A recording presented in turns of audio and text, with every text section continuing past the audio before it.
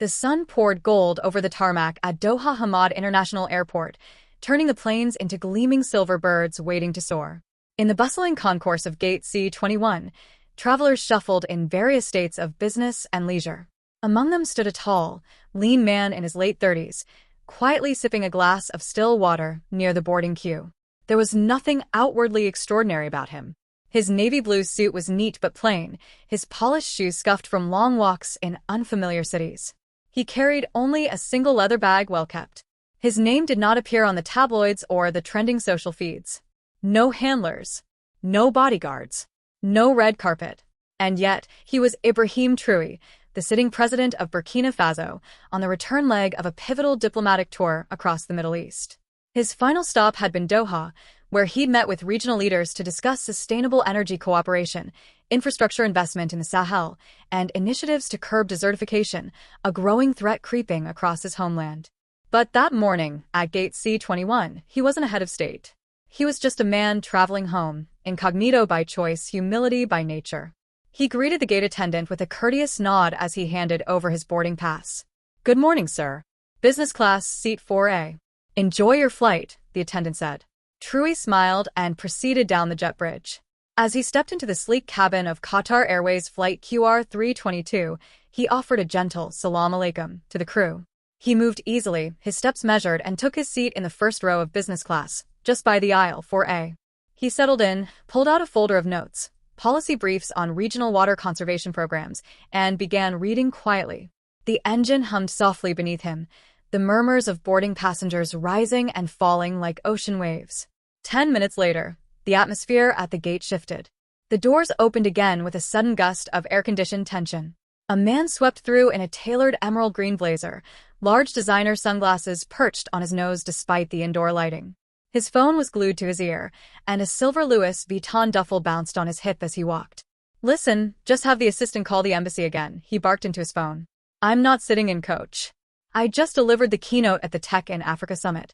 They should be upgrading me for breathing."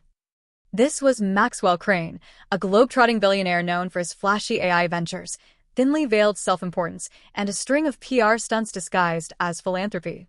He had just finished delivering a speech in Dubai titled "Decentralized Drone Delivery Systems for Humanitarian Aid in Sub-Saharan Africa." Social media had been quick to point out that most rural clinics in Burkina Faso still didn't have stable electricity, let alone drone landing pads. Crane had arrived late to the gate and discovered, to his horror, that first class was full. "I don't do business class," he said flatly to the stunned gate agent. "That's not how I roll. This is a Gulf carrier, right? Figure it out." "Bump someone." The agent, caught between protocol and pressure, whispered into a headset, then gestured apologetically. "Mr. Crane, we'll do our best to accommodate. Please allow us a moment." Inside the plane, a voice crackled into the crew's earpieces. A flight supervisor approached Leila Saidi, a poised and multilingual Tunisian flight attendant with 7 years of experience under her belt. "Leila," the supervisor said softly, "we need to move one business class passenger to economy. There's a VIP boarding late. Please see if you can find someone willing to switch." Leila sighed inwardly. She'd been through this before. Diplomats, CEOs, celebrities, always late, always entitled. She moved down the business class aisle and paused at 4A. "Excuse me, sir," she said in a soft, practiced tone. President Traoré looked up, folding his notes calmly. "Yes. I apologize for the inconvenience, but we have a last-minute situation. A high-level passenger has just boarded, and we're out of first-class seats. Would you be willing to relocate to economy class? Of course, you'll be fully compensated for the downgrade." There was a long pause. President Traoré's expression didn't change. He simply looked at her with a mixture of quiet curiosity and something else, a subtle weariness that came from years of meetings, speeches, and unseen struggles. He spoke softly. "May I ask why I was chosen?" Leila hesitated. "I wasn't told, sir. I was only asked to speak with whoever was in 4A. Traoré gave a faint smile, not unkind, not bitter. "I see." He looked down for a moment, gently tucked his papers into his folder, and placed them in his bag. Then he stood, slowly, with the grace of a man who had learned long ago to measure his reactions. Just as he was about to step into the aisle, the cockpit door opened. The pilot, a Qatari national with decades of international flight experience, had received an alert from flight operations about a VIP guest being downgraded. Curious, he checked the manifest. His eyes widened.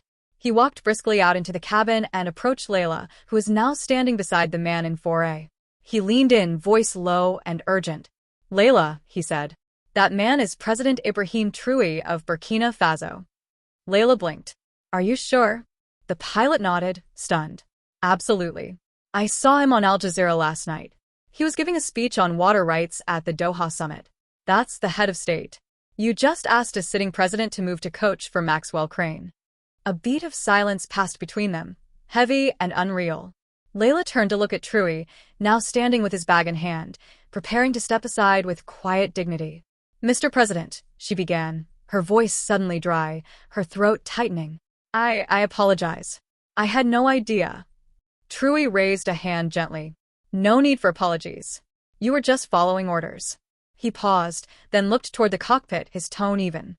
"But perhaps the people giving orders should be more thoughtful about who they are moving and why." The pilot cleared his throat. "Please, sir. Allow us to correct this. Your seat is secure. I'll handle it from here." Back at the gate, Maxwell Crane was finishing a call with his publicist when the gate agent approached him with a tight-lipped smile. "Mr. Crane, I'm sorry, but there's been a change of plan. The seat you requested is not available. We'll be boarding you in business class after all." Maxwell scoffed. "Excuse me? I thought I made it clear I don't." The gate agent leaned in. "Sir," he said quietly, "the man in that seat is President Ibrahim Traoré of Burkina Faso." For a brief moment, Crane's ego faltered. He blinked, then muttered something under his breath about respect and protocol, and reluctantly followed the agent down the jet bridge, now far less animated than when he'd arrived. Back in seat 4A, President Traoré resumed his reading. Layla, still composed but shaken, brought him a warm tea and a sincere apology. He accepted both with grace.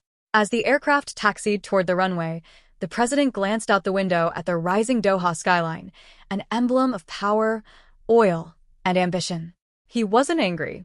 He was used to being overlooked by people who mistook silence for weakness. But somewhere, deep in the heart of the fuselage, a lesson had been quietly delivered. Not all power wears gold, and not every important man demands to be noticed. Sometimes the most dignified figure on the plane is the one sitting quietly in seat 4A, reading reports about how to bring water to his people.